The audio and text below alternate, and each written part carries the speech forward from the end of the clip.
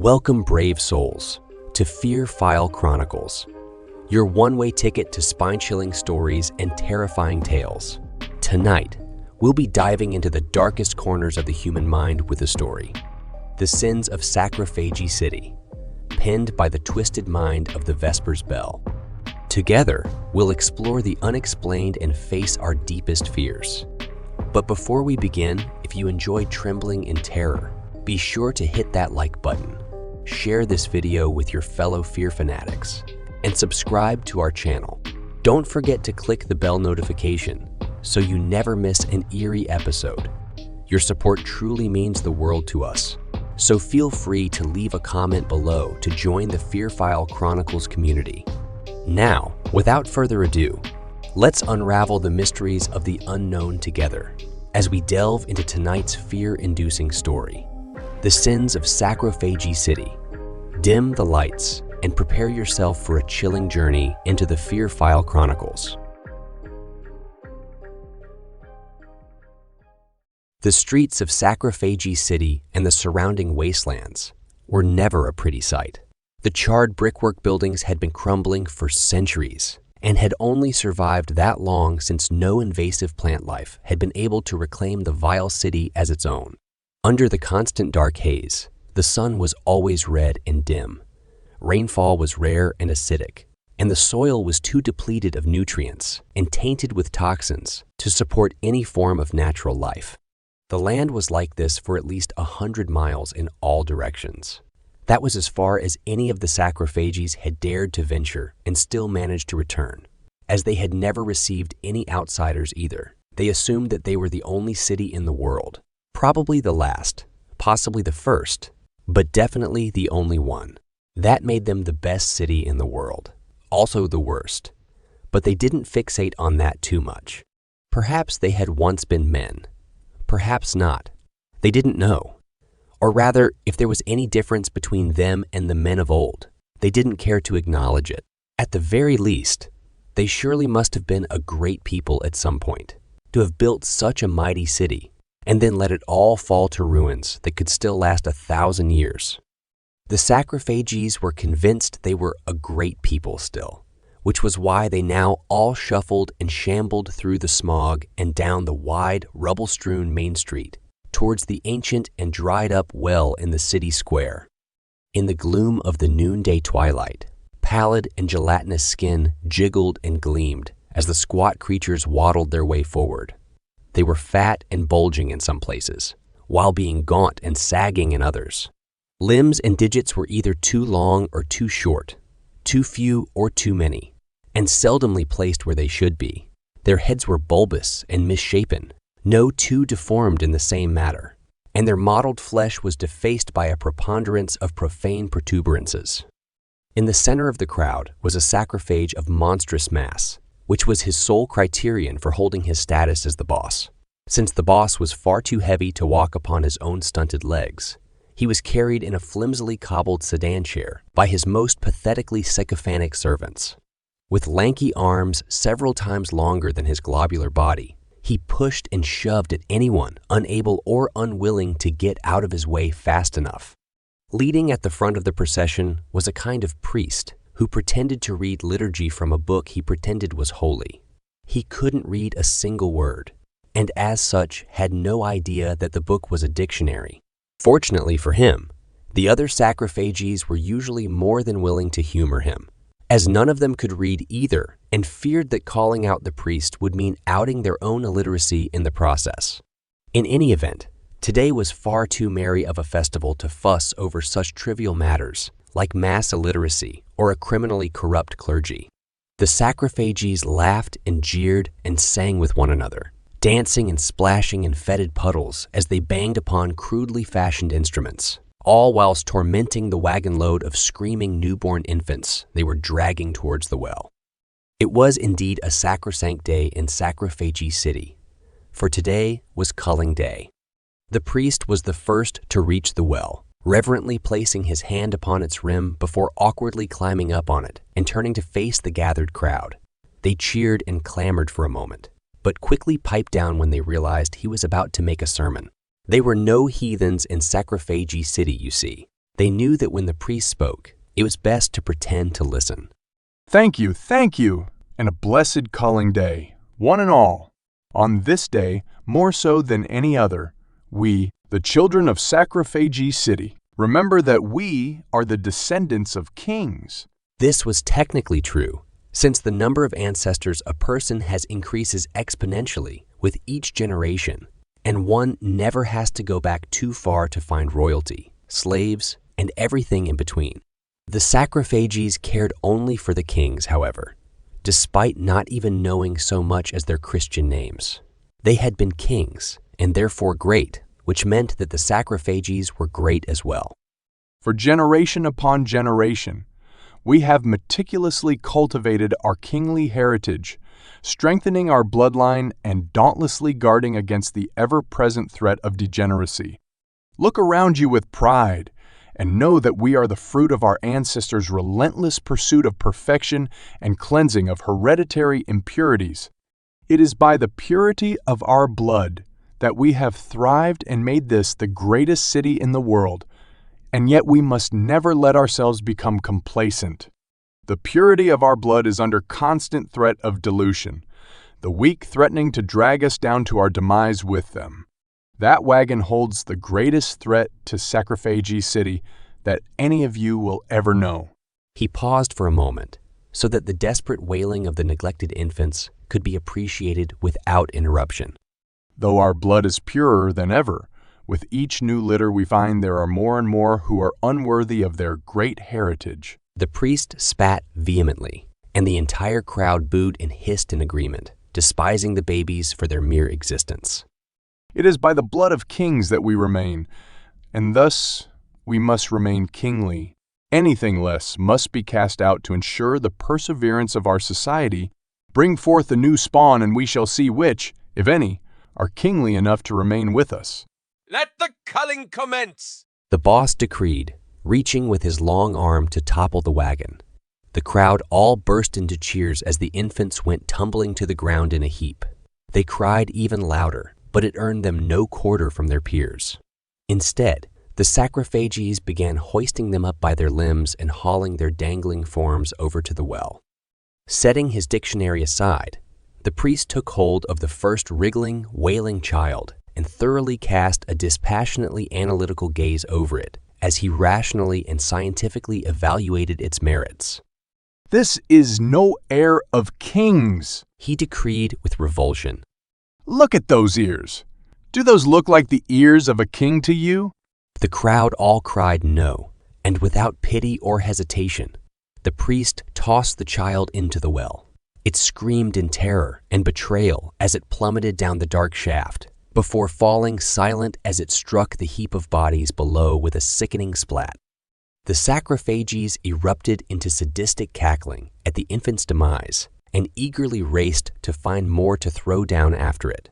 This one's no good, a long-nosed Sacrophage claimed as he held up an infant for all to see. Its nose isn't snubby enough. What kind of baby doesn't have a snub nose? The crowd cheered in agreement as he lifted it over the well and dropped it in. More rejects! More rejects! A child cried excitedly as she peered over the edge, taking great pride in having avoided such a fate herself not so long ago. What about that one? It's too wrinkly. Good catch, little one, the boss said as he scooped up the infant with his arm and tossed it down the well like it was a basketball, its skull smashing open upon the rim before falling out of sight. What about this one, boss? An old Sacrophagy asked as he pondered the baby he held in his hands. It's quieter than the rest. Quiet's good for a baby, right? Look around, old man. Does it look like the meek have inherited the earth? The boss squawked as loudly as he could. Resources are far too scarce to waste on any but the most assertive and acrimonious of Sacrophagies. To drive home his point, he scooped up a handful of fat and slimy grubs from a cauldron bigger than any of the babies and greedily shoved them into his mouth, pounding them to mulch between his massive molars. Into the well with it, the priest ordered. Toss it in! Toss it in! Toss it in! The child chanted. With a reluctant nod, the old Sacrophagy ambled over to the well and threw his insufficiently demanding offspring over the edge. That one's head is too smooth. It makes the baldness stand out too much. A bald and bumpy-headed sacrophagy decreed. So down the well it went. This one has a birthmark that's too symmetrical. It looks contrived. A sacrophagy with a Rorschach test's worth of birthmarks decreed. So down the well it went. This one's eyes are too pink. No king would ever have pink eyes. A red-eyed sacrophagy decreed. So down the well it went. How about this one? It's nice and plump. Pretty kingly, I'd say. A sacrophagy suggested as she held up an otherwise unobjectionable baby to the boss. Absolutely not. It's far too fat! The boss shouted, still chewing on his grubs. This especially blatant hypocrisy was enough to give even the sacrophagies pause, with every last one of them staring up at their boss in confusion. I mean, for a baby, it's too fat for a baby. Okay, that makes sense. The others nodded in agreement, punting the fat baby down into the well. No one wants a fat baby. Slim pickings in this litter, eh, boss? A tall sacrophagy asked as he bent over the remaining mass of squirming infants on the filthy ground, prodding them with a pointed stick as he went. I'm not sure there's a kingly one in the whole lot. Bunch of laggards. This may not be my place to say, but perhaps we're being a bit too hard on the wee ones. The old sacrophagy dared to suggest. We'll be short-handed if we don't pick at least some of them. Weakness must never be tolerated. The child shouted. If the whole litter is weak, then the whole litter gets cold. One drop of unworthy blood will taint us all. Truth from the mouth of babes, the priest declared. It is better to be short-handed this season than to be overrun with weaklings and rejects the next. Toss the lot of them into the well. Purge their inferiority from our great society, and we will ensure that the next litter is strong and pure. The crowd cheered in agreement and began fighting with each other over the privilege of tossing the last remaining infants down the well. The squabble was soon interrupted, however, as a deep, resonant moaning erupted out of the ancient well. The sacrophagies instantly stopped and turned towards it in befuddlement, each of them at a loss for what it could be. The moan repeated itself, louder and more heart-wrenching this time.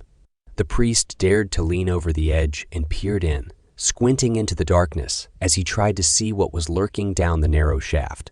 Without warning, an impossibly long arm shot out and grabbed him by the face with its fingers made of baby arms. With one strong tug, the priest was pulled into the well and left to tumble to his demise. Another arm grabbed the edge of the well, and then another, and then a long, snake-like torso began slithering up like a cobra out of a basket.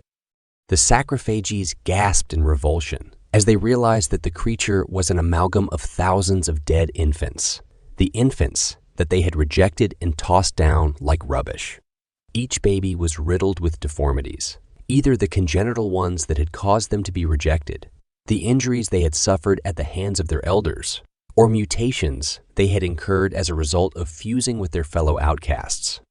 The thousands of mouths all cried out as one, thousands of babies screaming in pain and desperation for relief that would never come.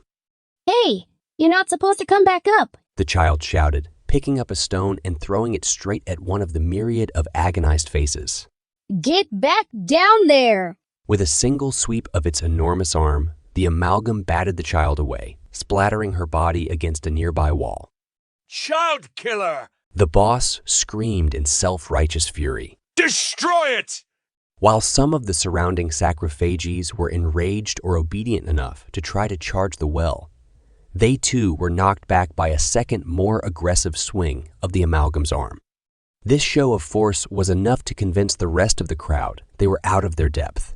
A pandemonium broke out, with all the sacrophagies fleeing in random directions, jostling one another and trampling the remaining infants in their attempts to escape the amalgam's reach. Come back! Come back, you cowards! The boss demanded. His servants had abandoned him, and he now sat defenseless in the city square, with nothing between him and the towering column of infant bodies erupting out of the well. The amalgam snaked upwards, its faces crying in agony and heartbreak. and when it was high enough, it allowed itself to fall upon the boss. He frantically tried to push himself back, but found he was far too heavy for even his lengthy limbs. The amalgam dug all three of its hands deep into the boss's folds of flesh, with each face that was pressed against his body, biting down as hard as it could. The boss squealed in pain, squirming impotently as he tried to force the amalgam off, but he found that his foe was relentless. Screeching in determination, the amalgam began to drag the boss back towards the well. It was slow going, inching his ungainly form along the ground, but the viscera of the trampled babies provided a degree of lubrication. When the amalgam finally managed to haul the boss all the way to the edge of the well, it hoisted him up with the last reserves of its strength and pulled him over the side as it withdrew back down to the bottom. Since time before memory, the Sacrophages had rigorously purged themselves of any perceived imperfections in the hopes of one day achieving a perfect being. The boss had often claimed that he was such a being, and in the end, time had proved him right. His corpulent form was the perfect size to plug up the well.